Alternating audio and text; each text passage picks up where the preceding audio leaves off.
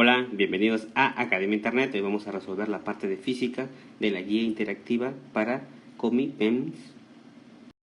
Primera pregunta. La siguiente gráfica, que relaciona la distancia recorrida por un automóvil con el tiempo transcurrido, corresponde a... Y bien, aquí me presentan una gráfica. Me están hablando de movimientos. Esto pertenece al capítulo de la cinemática, porque es la ciencia o la rama de la física que estudia precisamente el movimiento. Y para entender o responder a esta pregunta necesito conocer mínimamente qué es la cinemática. Habíamos dicho que la cinemática estudia el movimiento, pero sin importarle sus causas. Bien, y ahora surge la pregunta, ¿qué es el movimiento? Tú me dirás, bueno, es cuando un objeto, ¿verdad? Si está aquí, luego está por acá, o sea, está cambiando como que de lugar. Eso en la física se llama cambio de posición. Cuando cambia de posición, entonces decimos que se está moviendo. Tenemos un nuevo concepto. ¿Qué es eso de la posición? Posición es simplemente cuando tú quieres situar un objeto en el espacio. Entonces tenemos una mejoría de lo que es el movimiento a través de la posición. Imagínate que tienes un móvil ahí. Ahora está por acá. Se ha movido, ¿sí? Ahí hemos dicho que la posición ubica a un objeto en el espacio. Acá tú le pones una posición A y aquí le pones una posición B. Ahí está. Pero ahora, ¿qué tal si tu móvil, por ejemplo, es un cohete? Un transbordador espacial. Fíjate. Bueno, acá está la posición A de salida y aquí está la posición B. Pero ya la trayectoria es diferente. ¿Qué es eso de trayectoria entonces? Nuevo concepto. Trayectoria, distancia, espacio. ¿Qué es la trayectoria entonces? ¿Cuál es la diferencia con desplazamiento y distancia recorrida? ¿Cuántos conceptos que es necesario diferenciar? Porque todos son motivos de pregunta. La trayectoria simplemente es el conjunto de puntos que sigue un cuerpo en movimiento. O sea, como que la geometría del movimiento. En el primer caso, la trayectoria era rectilínea. Luego tenemos una trayectoria así. Es un cohete. ¿Sí? Bueno, si lanzas una pelota, sería así. Es una línea entonces. Pero si tú tuvieses, por ejemplo, su trayectoria, mira, sería así. Ahora bien, ¿qué es eso de desplazamiento, por ejemplo, y su diferencia con distancia recorrida? El desplazamiento simplemente mide la distancia que hay entre la posición final e inicial de un movimiento. Y la distancia recorrida es la longitud de la trayectoria. ¿Y cuál es la diferencia? Esta es la diferencia, mira. Imagínate que tú lanzas un balón de aquí. Bueno, ahí está haciendo su trayectoria y llega hasta acá. Entonces tú dices, ¿cuál es mi posición inicial? Esto. Y tu posición final, lo que está por acá. Trazas una recta. Y eso es tu distancia recorrida. Fíjate, trazas una flechita así. Esa es la flechita. Fíjate, la cabeza de la flecha llega a la posición final y el inicio de la flecha es la posición inicial. Eso es el desplazamiento. ¿Ok? Vamos a poner aquí desplazamiento. Pero la distancia recorrida vendría a ser esto, lo que está de azul. Lo estoy repintando de verde. Ojo con ese detalle que muchas preguntas tienen que ver con esto, simplemente teoría. Distancia recorrida es esto, la longitud de la trayectoria. Obviamente estoy tomando este tramo, pero la distancia, el desplazamiento es esto. La distancia que existe entre la posición inicial y final. Y siempre es una línea recta, siempre. Contar que la distancia recorrida no necesariamente es una línea recta. Por ejemplo, acá pueden coincidir con el desplazamiento con la distancia, porque posición inicial y posición final. Pero bueno, cuando yo tengo una flechita, entonces ya estoy en un vector. Esto que está aquí es una magnitud vectorial. Esto no es vectorial. ¿Qué significa vector? Que tiene una dirección y una longitud. Pues bien, ¿qué es eso de vector? Tener presente esto. Imagínate el momento inicial y ahora el momento final. Acá tenemos otro ejemplo. Entonces, si tú partes aquí y vas para allá, fíjate la flecha. No es lo mismo esta situación que esta otra, porque este partió de aquí y está para allá. Mientras uno está yendo por la izquierda, otro está yendo por la derecha.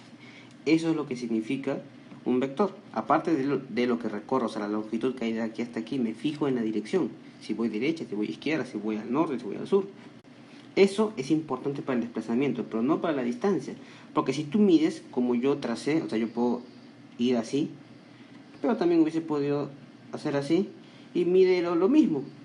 la distancia recorrida no le interesa la dirección. Esa es una diferencia importante con el desplazamiento.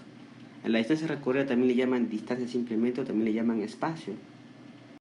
Ahora bien, ahora que ya sabemos lo que es el movimiento, la posición, la trayectoria, la diferencia que hay con el desplazamiento, que es vectorial, y la distancia recorrida, que no es vectorial, ya podemos hablar de la velocidad. ¿Sí? ¿Y qué es la velocidad? Pues bien, la velocidad es la relación que se establece entre el desplazamiento y el tiempo. Pero hay dos clases de velocidad, la media y la instantánea.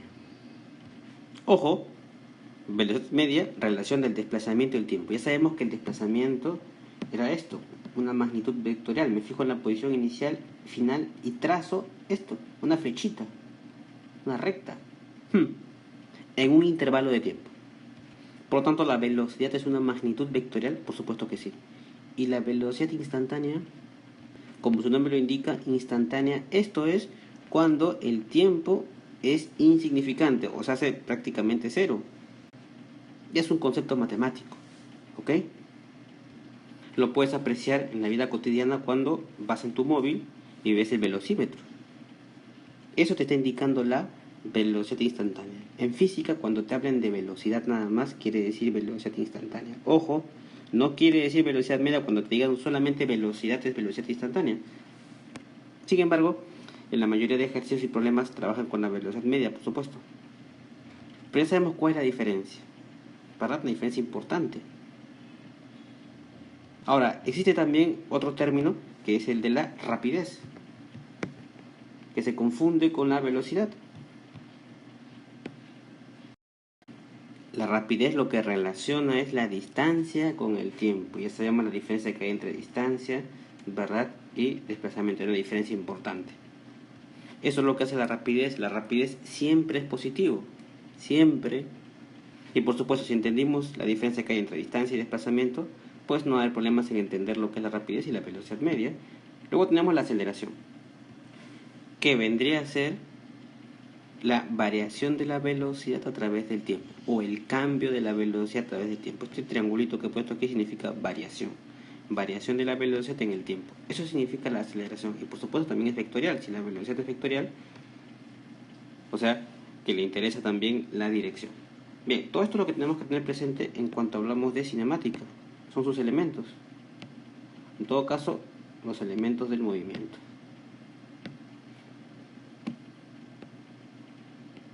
¿Todos son motivo de preguntas? Sí, por supuesto. Las preguntas son simples porque responden a conceptos sencillos, como los que hemos explicado.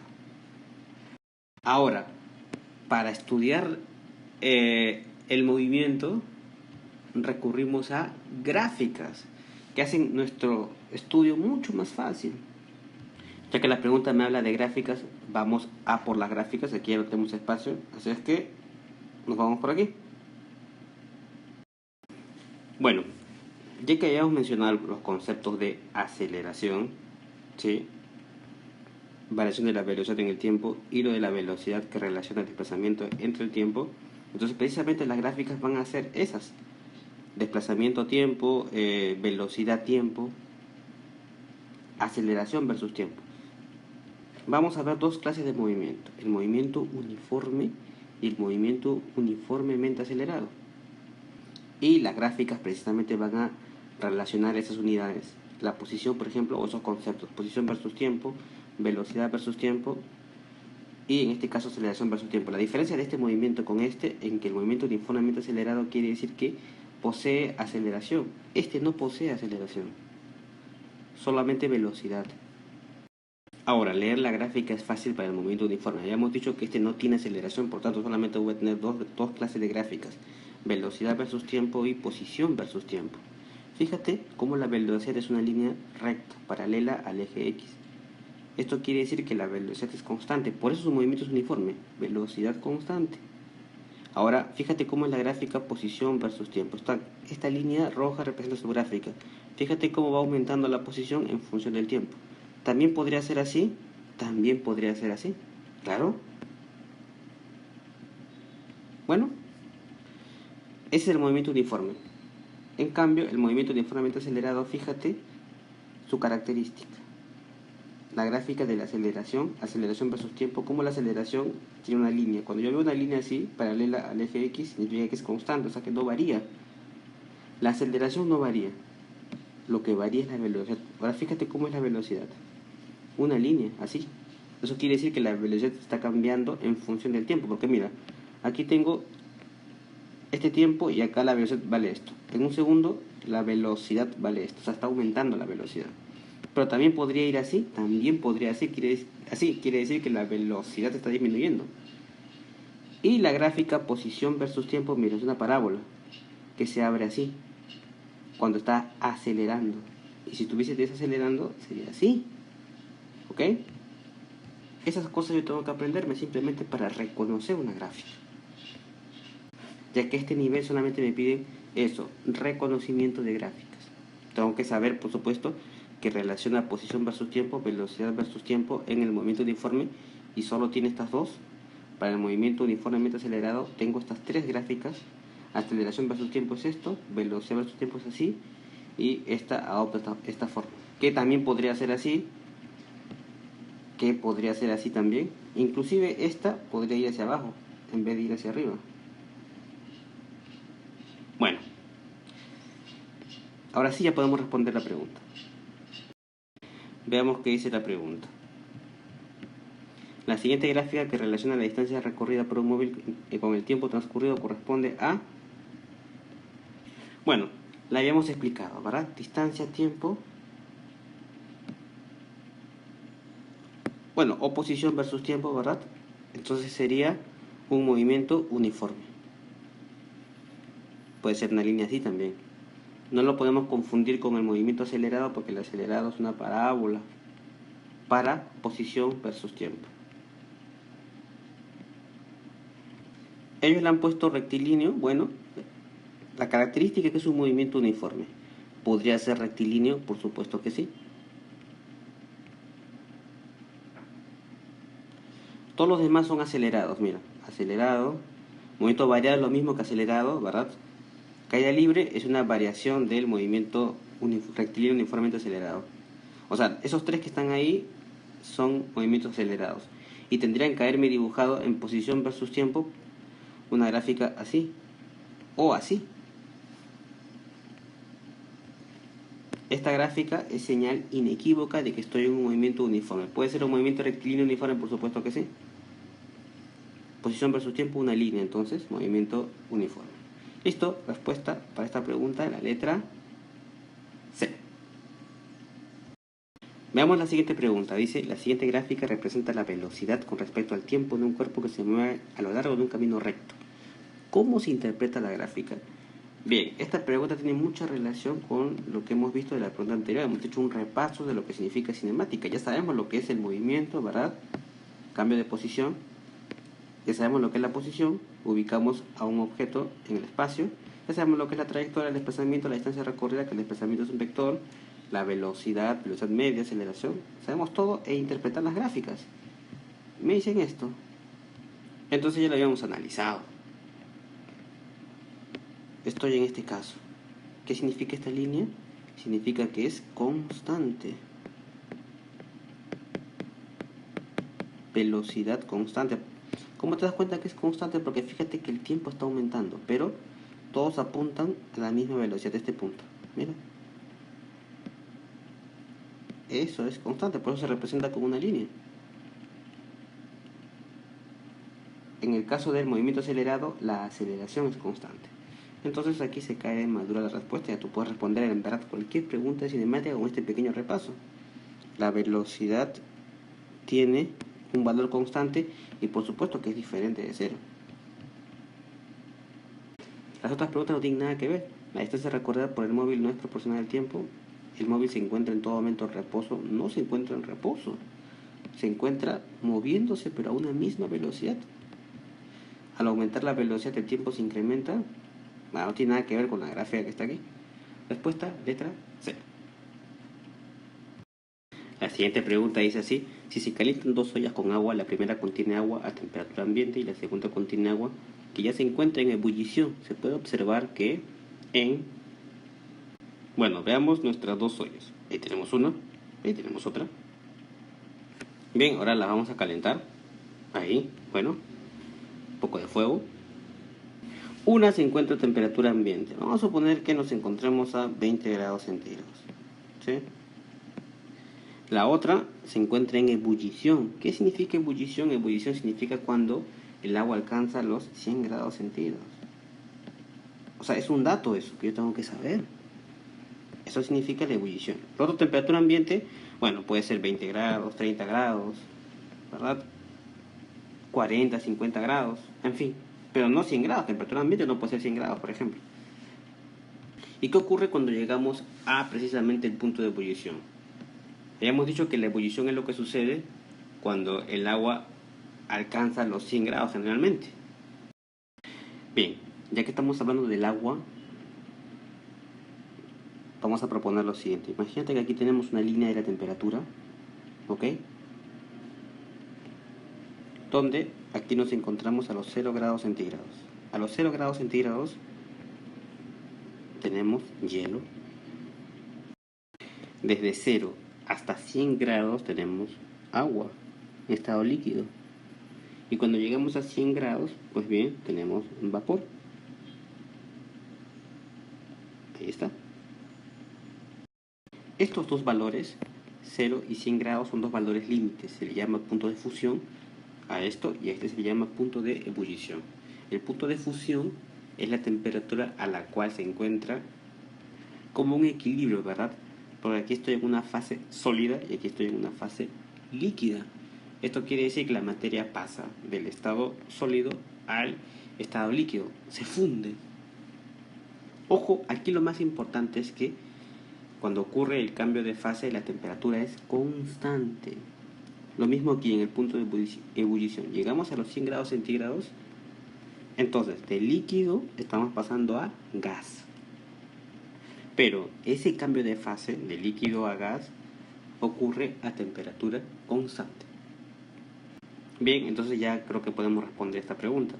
Porque me dicen que si calientan dos ollas con agua, la primera va a aumentar la temperatura y en la segunda la temperatura va a permanecer constante, ya que está cambiando de fase, de líquido a vapor.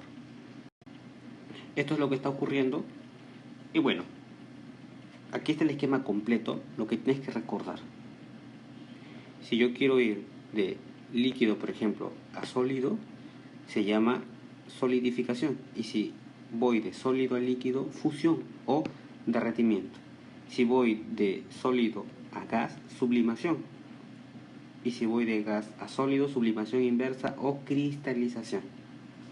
Si voy de líquido a gas, vaporización o ebullición. Pero si voy de gas a líquido, condensación o licuación. Eso es algo que tienes que tener presente. Para el agua, por supuesto, esto ocurre a 0 grados centígrados aquí. Y el punto de ebullición a 100 grados centígrados, como lo hemos visto. ¿Listo? Respuesta letra C. La siguiente pregunta dice así. Dispositivo cuyo núcleo atrae metales debido a la corriente eléctrica que circula por el embobinado que lo rodea. Ahora bien, esta pregunta nos está hablando de atracción. Dice que hay un núcleo que atrae metales. ¿Qué propiedad es esa de atracción? O mejor dicho, ¿qué fenómeno te trae a la mente? A mí me trae a la mente esto.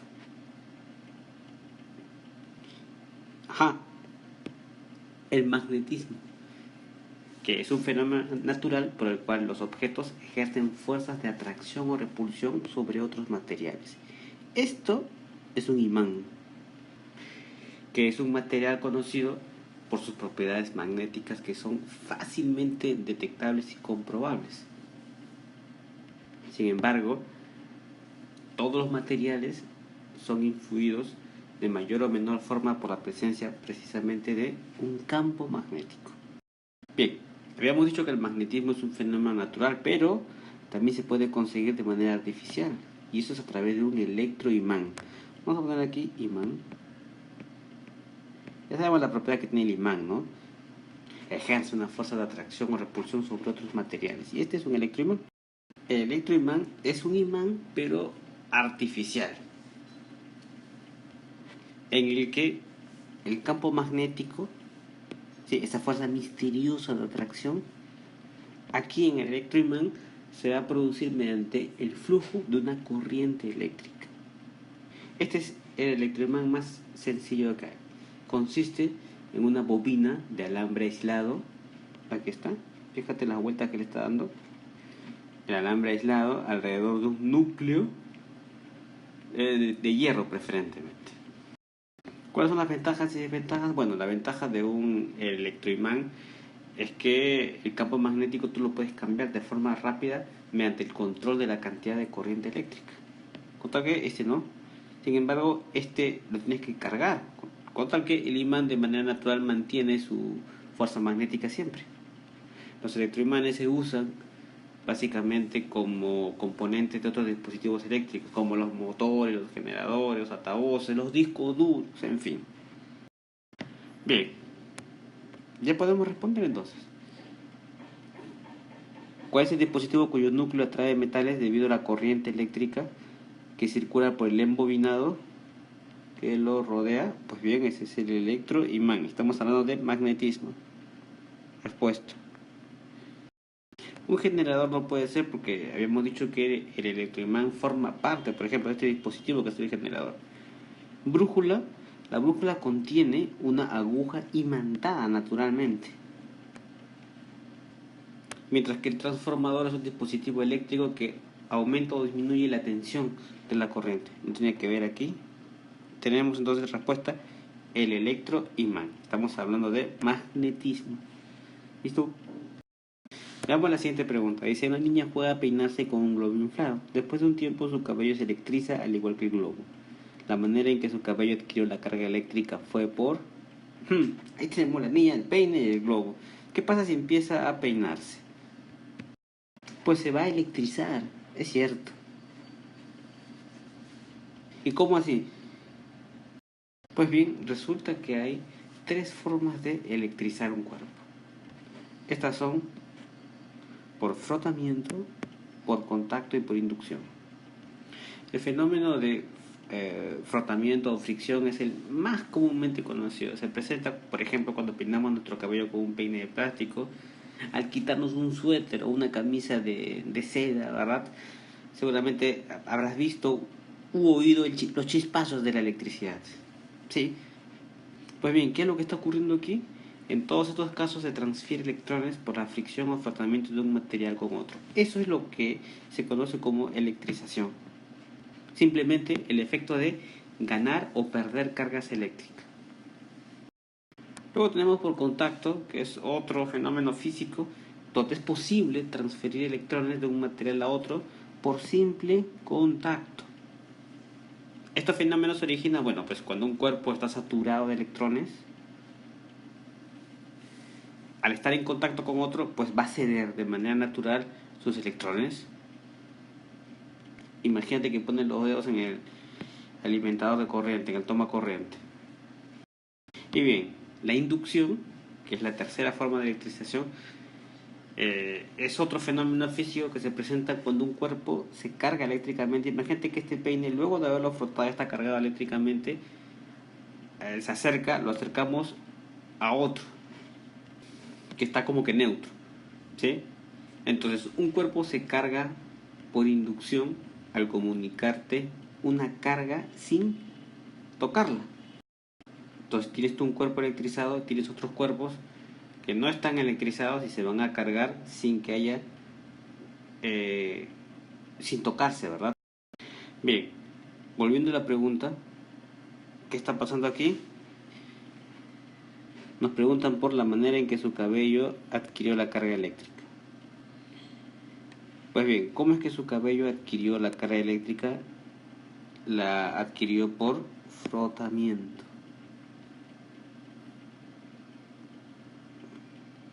Ya que se está transfiriendo electrones por fricción de un material con otro. ¿Listo? Respuesta letra A. siguiente pregunta dice así: debido a la distribución de electrones en sus átomos, este tipo de material es buen conductor de la electricidad. Ahora bien, tú dices, ¿qué es eso de la electricidad? Ya hemos hablado en la pregunta anterior de la electricidad y la respuesta salta del nombre, como casi siempre. Mira, eso es electrón. Electricidad viene de electrón, o sea, relativo al electrón, relativo al tránsito de electrones. Por lo tanto, podríamos decir que electricidad es el fenómeno originado por el movimiento que experimentan los electrones, que son partículas de masa demasiado pequeña, que se encuentran en torno al núcleo de un átomo. Veamos un esquema. A ver, aquí tenemos átomos de cobre. Fíjate, el núcleo es positivo y aquí están los electrones. Tiene 2 a 3 electrones que se encuentran en la parte externa. En la parte más externa se le llama electrones de valencia. Entonces ya tenemos una idea aproximada de lo que es la electricidad, movimiento que experimentan los electrones. Me hablan aquí de buen conductor. Buen conductor quiere decir aquel material que permite el paso a través de él con facilidad de los electrones sin ofrecer resistencia. Mal conductor es el que ofrece mucha resistencia al paso de flujo eléctrico. Ahora bien, este átomo de cobre es un metal y los metales tienen esta característica. Poseen una tendencia a liberarse de electrones. Eso es natural. Y luego estos átomos de los metales se unen formando enlaces metálicos que le dan una estructura más estrecha y estable al metal en sí. Pero sus átomos liberados, o sea, los electrones liberados forman una suerte de nube de electrones. A ver, por aquí un montón de electrones. Vamos a ponerlos de amarillo. Bueno, ahí están. Eso se le conoce como un mar de electrones. Van a estar deslocalizados, van a estar así saltando. Eso hace que conduzca la electricidad con suma facilidad. Va a haber un flujo de electrones, un tránsito de electrones. Gracias a esta característica, a estos se les conoce, a los metales se les conoce como buenos conductores. Recordar entonces, los metales tienen varios millones de átomos, pero cada uno presenta 2 o 3 electrones, como está en este esquema, en su órbita externa. Eso le llaman electrones de valencia, los electrones que se encuentran en la última capa. Estos electrones de valencia tienen una capacidad o una tendencia natural a liberarse de electrones. Luego ellos van a formar lo que se conoce como un mar de electrones, permitiendo un flujo de electrones constante. Eso es electricidad, buen conductor de electricidad. Entonces sería el metal. Los demás son lo opuesto, no permiten eso, debido a su distribución de electrones, el vidrio, el plástico, el papel. Tienen una gran resistencia. Entonces respuesta, letra A, metal. La siguiente pregunta dice así: selecciona las aseveraciones correctas acerca del fenómeno de inducción electromagnética descubierto por Michael Faraday. Y bien, ¿qué es eso de la inducción electromagnética? ¿Recuerdas cuando habíamos visto esta pregunta de los imanes y habíamos hablado del magnetismo? Habíamos dicho que si pasamos corriente eléctrica por aquí, pues generamos magnetismo. Y pues claro, porque habíamos dicho que el electroimán es un tipo de imán en el que el campo magnético se produce mediante el flujo de una corriente eléctrica. Pues bien, ahora vamos a lo contrario. La inducción electromagnética es el fenómeno que origina la producción de una tensión eléctrica en un cuerpo expuesto a un campo magnético. Y bien, si ese cuerpo es un conductor, pues se produce lo que se llama una corriente inducida. Fíjate que aquí tenemos los polos norte y sur magnéticos y por supuesto que aquí se está midiendo la tensión. Hay una tensión eléctrica. Esto fue descubierto por Michael Faraday, quien lo expresó indicando que la magnitud de la tensión inducida es proporcional a la variación del flujo magnético. Eso es lo que se conoce como la ley de Faraday. Los dos científicos que estudiaron Este fenómeno fueron por supuesto Faraday y Lenz y establecieron sus leyes. La ley de Faraday dice que la magnitud de la tensión es proporcional a la variación del flujo magnético, mientras que Lenz dijo que la corriente inducida se opone al cambio del flujo magnético, de tal forma que la corriente tiende a mantener el flujo magnético. Bien, vamos a analizar entonces las proporciones que ellos me dan. Dicen, cuando un imán es acercado o alejado de una espira metálica se generará una corriente inducida. Sí, eso es la inducción electromagnética. Vamos a generar una corriente inducida con magnetismo. La siguiente dice, cuando un imán es acercado o alejado de una espira metálica no se generará corriente alguna. Sí se generará. Está mal esto. Es lo que estamos explicando sobre la relación que hay entre el magnetismo y la electricidad.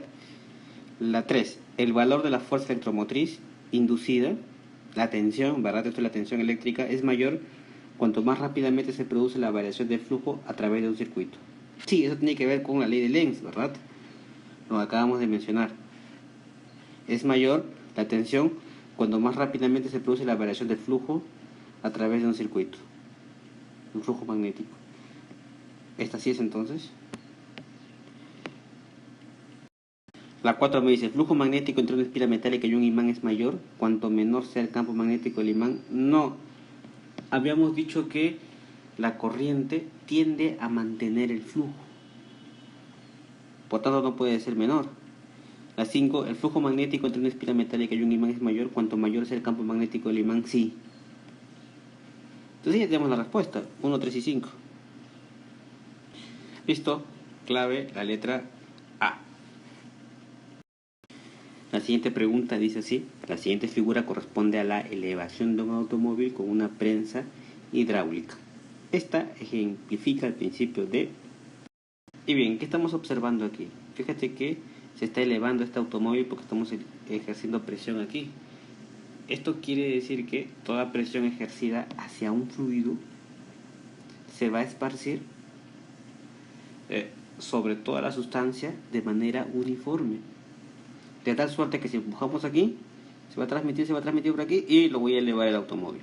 Es el principio de la prensa hidráulica. Esto tiene que ver con el capítulo de la hidrostática,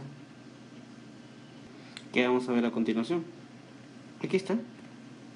Hidrostática quiere decir que estudia los fluidos, hidrofluidos, en reposo.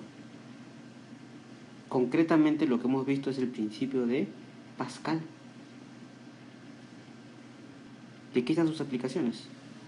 Prensa hidráulica, fíjate cuando utilizamos una jeringa y presionamos en este sentido, se está cumpliendo ese principio. Aquí está para un gato hidráulico, que es el ejemplo que nos propone. Ese es el principio de Pascal. Y el otro gran principio en el que se sostiene esta rama de la física de hidrostática es el famosísimo principio de Arquímedes, que es necesario conocerlo y que también es muy fácil de entenderlo. Seguramente tú alguna vez habrás intentado, por ejemplo, empujar algún objeto y hacerlo que se sumerja por completo debajo del agua, ¿sí? Pero cuando tú intentas empujarlo, experimentas como que una fuerza contraria. Esa fuerza contraria es el empuje vertical, que va hacia arriba y que es igual al peso de la masa del volumen del fluido que se desaloja. Eso es el principio de Arquímedes, el principio de flotación. Y pues claro, si tú en un vaso que está lleno de agua depositas un objeto, si el vaso está lleno de agua, pues se va a rebalsar. Pues bien, eso que se derrama, el peso de la masa del volumen del fluido que desaloja equivale al empuje vertical. Por lo tanto, según el principio de Arquímedes, todo cuerpo sumergido en un fluido experimenta un empuje vertical y hacia arriba, igual al peso del volumen del fluido desalojado. Bien, esas dos ideas hay que conocerlas. Aquí, por supuesto, la respuesta es el principio de Pascal. Capítulo de hidrostática, teoría básica. ¿Listo? La siguiente pregunta dice así: ¿cuál opción describe correctamente el comportamiento de la brújula? Pues bien, esto que está aquí es una brújula que tiene una aguja imantada, que aquí está pues nuestro mundo, el planeta. Pues bien, resulta que hay un norte geográfico y un sur geográfico. Ahí está. Pero también hay un norte magnético y un sur magnético. Y estos se van a encontrar cerca del norte geográfico y cerca del sur geográfico. Vamos a ver. Aquí tenemos ya el esquema completo. Este es el norte geográfico y cerca de él se encuentra el sur magnético. Lo mismo, aquí tengo el sur geográfico y cerca de él se encuentra el norte magnético. No confundí el norte geográfico con el norte magnético, ni el sur geográfico con el sur magnético, casi se encuentran opuestos. La brújula, por supuesto, me va a marcar el norte geográfico. El norte de la aguja, pues apunta al norte geográfico, por supuesto. Eso es lo que tenemos que tener presente. Me dicen aquí, la primera, la aguja siempre apunta al sur geográfico. No, esta es la aguja, ¿verdad? Lo que está de rojo, es el norte de la aguja. ¿Siempre apunta al sur geográfico? No, no apunta al sur geográfico. El polo sur de la aguja, este vendría a ser el polo sur de la aguja, lo que está de azul precisamente, apunta hacia el norte geográfico. No, vemos que esto está apuntando hacia el sur geográfico. ¿El norte de la aguja apunta al norte geográfico? Sí. Esta es la verdadera. Respuesta, letra C. Luego me dicen, la aguja nunca apunta al norte magnético y geográfico. Bueno, habíamos dicho que la aguja, el norte de la aguja apunta al norte magnético. Perdón, al norte geográfico, perdón. ¿Sí? Esa es la respuesta. Letra C. Con este sencillo esquema podemos responder estas preguntas de magnetismo que son simples. Hay que recordar esto bien. Y tener presente, por supuesto, esto. ¿Listo? La siguiente pregunta dice así. ¿Cuál es el caso en el que F corresponde a la fuerza resultante de las fuerzas A y B? Estamos hablando de vectores. Cuando yo veo una flechita, ese es un vector en física. Y si yo quiero calcular la fuerza resultante, se calcula de la siguiente manera. Miren, vamos a poner un caso común. Tengo un vector aquí A, luego tengo aquí un vector B. Entonces, para averiguar el módulo y la dirección, porque recuerdo que un vector tiene módulo y dirección, eso ya lo hemos visto, creo que de la primera pregunta, ¿verdad? Este es un vector, esto es un módulo, lo que mide de aquí hasta aquí, y la dirección vendría a ser este ángulo. ¿Sí? Bueno, ¿cómo calcular la resultante cuando tengo dos vectores? Fácil, por el método del paralelogramo. Trazo la paralela de este, pero acá arriba, y lo vamos a poner así, con punteado, más o menos ahí. Igual, trazo la paralela de este, aquí, punteado. Entonces, desde el inicio de ambos me voy hasta aquí. Y eso vendría a ser la fuerza resultante. Ojo, fíjate cómo está dibujado, ya que ese es el principio de fuerza resultante para vectores. El método gráfico, el método del paralelogramo. Con eso ya podemos descartar, ¿sí? Y afirmar cuál es la respuesta. Fíjate que aquí tengo dos vectores. Han trazado las paralelas, o sea, el método del paralelogramo, pero yo te había dicho que tendría que empezar de aquí. Así tendría que ser la fuerza resultante. Y no así. Entonces eso está mal. Lo mismo para este caso. Tendría que ser así. Ya que los vectores están en este sentido, entonces trazo el paralelogramo y esta sería la fuerza resultante. Esta es. Una así, otra por acá, paralelogramo y bueno, fuerza resultante. Esta tampoco puede ser, ni siquiera está partiendo de aquí. Así es que respuesta a la letra C. Así es como se calcula la fuerza resultante. Fácil, por supuesto. Método del paralelogramo. Ese es el principio. ¿Listo? La siguiente pregunta dice así: son ondas electromagnéticas que por su alta frecuencia y energía penetran en los cuerpos permitiendo visualizar su interior. Bien, en principio aquí me están hablando de ondas, que son perturbaciones que se dan en un medio. Y bueno, aquí tenemos una clasificación bastante superficial de lo que son las ondas y las clases de ondas que hay, según el medio, ¿verdad? Estas que están aquí, las mecánicas, las longitudinales y las transversales, ese tipo de ondas necesitan un medio material. La electromagnética que está aquí no necesita un medio material para propagarse. Por ejemplo, cuando tú lanzas una piedra en el agua, ves cómo se forman las ondas. O el sonido mismo necesita el aire para propagarse. Electromagnética no necesita un medio material para propagarse. Incluyen la luz visible, también las ondas de radio, de televisión, los rayos X, los infrarrojos.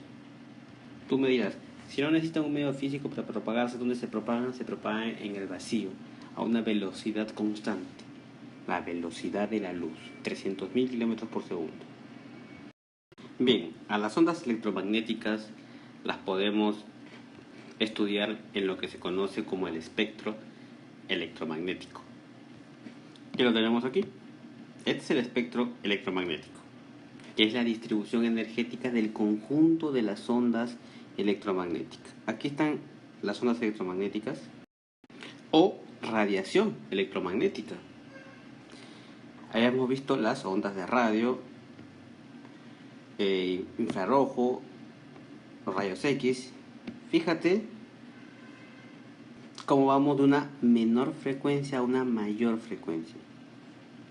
Frecuencia quiere decir como que el número de repeticiones por unidad de tiempo de cualquier suceso periódico. Fíjate que cómo se va repitiendo, pues de una mayor frecuencia. Habíamos mencionado la luz visible. La luz visible se encuentra aquí. Este es el espectro de la luz visible y aquí están los colores que podemos apreciar. Cada una con características especiales. Por ejemplo, los rayos gamma tienen una gran energía, ¿sí? Por eso constituyen un tipo de radiación muy potente que puede causar graves daños al núcleo de las células, para lo cual se utilizan para esterilizar equipos médicos y alimentos. Estos rayos no llegan a la superficie terrestre, pues los absorbe la atmósfera. Y felizmente, porque si no serán muy perjudiciales. Luego tenemos los rayos X, que es otro tipo de radiación electromagnética que tiene la propiedad de atravesar cuerpos opacos a la luz, produciendo detrás de ellos y en superficies preparadas imágenes o impresiones. ¿Sí? Estos se utilizan, por ejemplo, en la medicina para la exploración. Y bien, creo que ya con eso podemos responder a esta pregunta. Me dice que son ondas electromagnéticas que por su alta frecuencia y energía penetran en los cuerpos permitiendo visualizar su interior. Eso lo acabamos de decir. Son los rayos X. Listo, respuesta de letra D. Rayos X. En esta pregunta nos piden completar el siguiente texto. Nos hablan de temperatura y nos hablan también de calor. Las personas suelen asociar la temperatura con calor como si fuesen sinónimos o algo así, pero en verdad son dos conceptos físicos que tienen diferencias importantes y reconciliables. Aquí los ponemos juntos: temperatura y calor. Fíjate que la temperatura cómo se mide con los termómetros, y fíjate que el calor se transfiere, y eso ya nos da una idea de los conceptos de cada uno. Por ejemplo, la temperatura es una magnitud que mide el grado de movimiento molecular de las sustancias. Aquí tenemos escalas relativas, la de Celsius y la de Fahrenheit, y la escala absoluta. ¿Por qué le llaman a esta escala absoluta, que es la de Kelvin? Aquí tenemos una K mayúscula, escala de Kelvin. Entonces Celsius y X grados Fahrenheit. Le llaman escala absoluta porque si yo continúo aquí, voy a encontrarme con el 0 Kelvin. ¿Y qué de particular tiene que ponga ahí 0 Kelvin? Que ahí llego a este punto, el 0 absoluto. Cuando llegas al 0 absoluto no hay movimiento molecular. Ajá. Ya hemos dicho que la temperatura mide el movimiento molecular. Esta es una situación, por supuesto, ideal. Aquí el 0 de Celsius no me indica que haya cese de movimiento molecular. Para nada. Es el punto de fusión del agua, que es otra cosa. Bien. ¿Y qué hay con el calor? El calor es una energía en tránsito, se dice. Y es una energía que también se manifiesta, por supuesto, por un aumento de temperatura. Y su procedencia, pues, tiene que ver con la transformación de otras energías.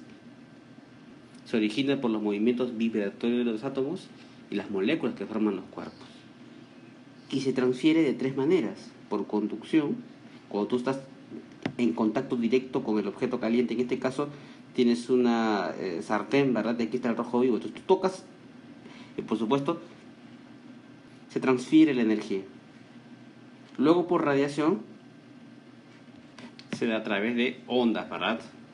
Se emite energía en forma de ondas electromagnéticas. Y por conducción, en el caso de los fluidos, cuando absorben calor en una porción y luego esa porción se desplaza mezclándose con otra más fría, cediéndole calor.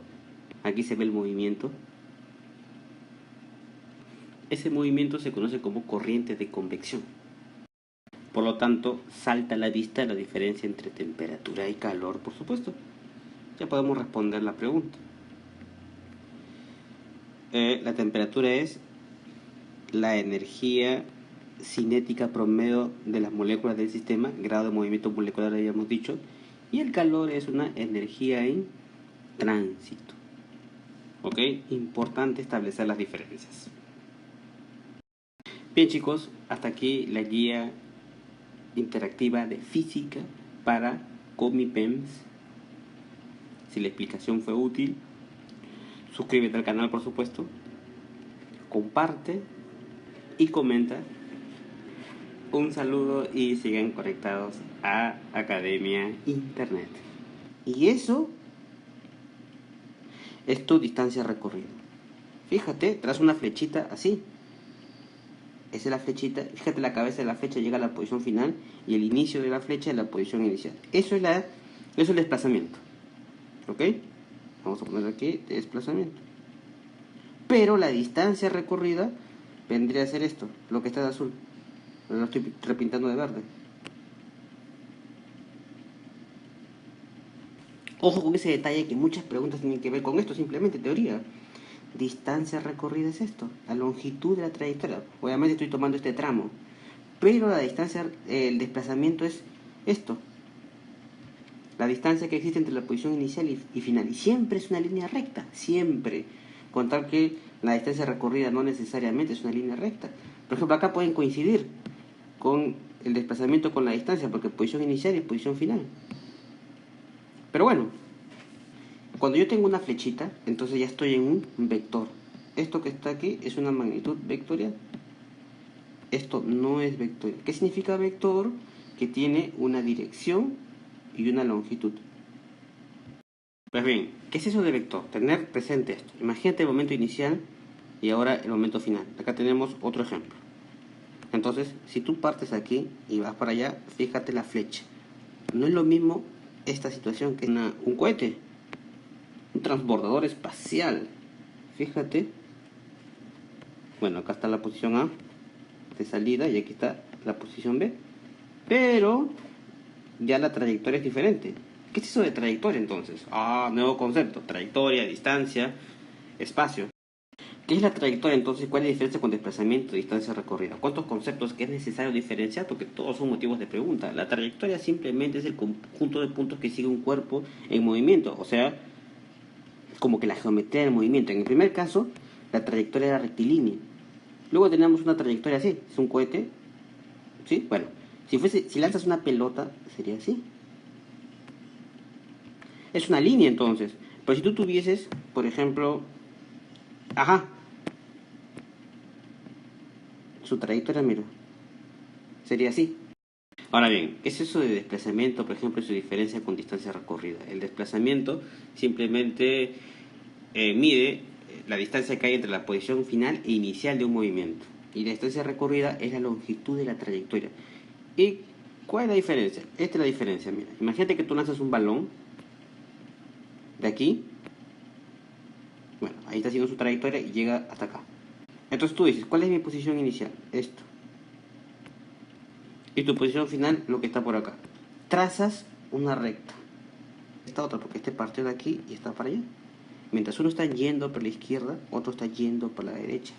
Eso es lo que significa un vector. Aparte de lo que recorro, o sea, la longitud que hay de aquí hasta aquí, me fijo en la dirección. Si voy derecha, si voy izquierda, si voy al norte, si voy al sur. Eso es importante para el desplazamiento, pero no para la distancia. Porque si tú mides, como yo tracé, o sea, yo puedo ir así, pero también hubiese podido hacer así, y mide lo mismo. La distancia recorrida no le interesa la dirección. Esa es una diferencia importante con el desplazamiento. A la distancia recorrida también le llaman distancia simplemente o también le llaman espacio. Ahora bien, ahora que ya sabemos lo que es el movimiento, la posición, la trayectoria, la diferencia que hay con el desplazamiento, que es vectorial, y la distancia recorrida, que no es vectorial, ya podemos hablar de la velocidad. ¿Sí? ¿Y qué es la velocidad? Pues bien, la velocidad es la relación que se establece entre el desplazamiento y el tiempo. Pero hay dos clases de velocidad, la media y la instantánea.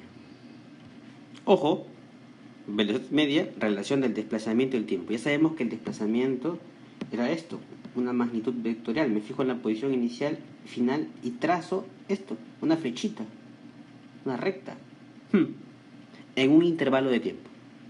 Por lo tanto, la velocidad es una magnitud vectorial, por supuesto que sí. Y la velocidad instantánea, como su nombre lo indica, instantánea, esto es cuando el tiempo es insignificante, o se hace prácticamente cero. Ya es un concepto matemático, ¿ok? Lo puedes apreciar en la vida cotidiana cuando vas en tu móvil y ves el velocímetro. Eso te está indicando la velocidad instantánea. En física, cuando te hablan de velocidad nada más, quiere decir velocidad instantánea. Ojo, no quiere decir velocidad media cuando te digan solamente velocidad es velocidad instantánea. Sin embargo, en la mayoría de ejercicios y problemas trabajan con la velocidad media, por supuesto. Pero ya sabemos cuál es la diferencia. ¿Verdad? Una diferencia importante. Ahora, existe también otro término que es el de la rapidez, que se confunde con la velocidad. La rapidez lo que relaciona es la distancia con el tiempo. Ya sabemos la diferencia que hay entre distancia, ¿verdad? Y desplazamiento. Es una diferencia importante. Eso es lo que hace la rapidez. La rapidez siempre es positivo. Siempre. Y por supuesto, si entendimos la diferencia que hay entre distancia y desplazamiento, pues no hay problemas en entender lo que es la rapidez y la velocidad media. Luego tenemos la aceleración, que vendría a ser la variación de la velocidad a través del tiempo, o el cambio de la velocidad a través del tiempo. Hola, bienvenidos a Academia Internet. Hoy vamos a resolver la parte de física de la guía interactiva para COMI-PEMS. Primera pregunta. La siguiente gráfica, que relaciona la distancia recorrida por un automóvil con el tiempo transcurrido, corresponde a... Y bien, aquí me presentan una gráfica. Me están hablando de movimientos. Esto pertenece al capítulo de la cinemática, porque es la ciencia o la rama de la física que estudia precisamente el movimiento. Y para entender o responder a esta pregunta necesito conocer mínimamente qué es la cinemática. Habíamos dicho que la cinemática estudia el movimiento, pero sin importarle sus causas. Bien, y ahora surge la pregunta, ¿qué es el movimiento? Tú me dirás, bueno, es cuando un objeto, ¿verdad? Si está aquí, luego está por acá, o sea, está cambiando como que de lugar. Eso en la física se llama cambio de posición. Cuando cambia de posición, entonces decimos que se está moviendo. Tenemos un nuevo concepto. ¿Qué es eso de la posición? Posición es simplemente cuando tú quieres situar un objeto en el espacio. Entonces tenemos una mejoría de lo que es el movimiento a través de la posición. Imagínate que tienes un móvil ahí. Ahora está por acá. Se ha movido, ¿sí? Ahí hemos dicho que la posición ubica a un objeto en el espacio. Acá tú le pones una posición A y aquí le pones una posición B. Ahí está. Pero ahora, ¿qué tal si tu móvil, por ejemplo, es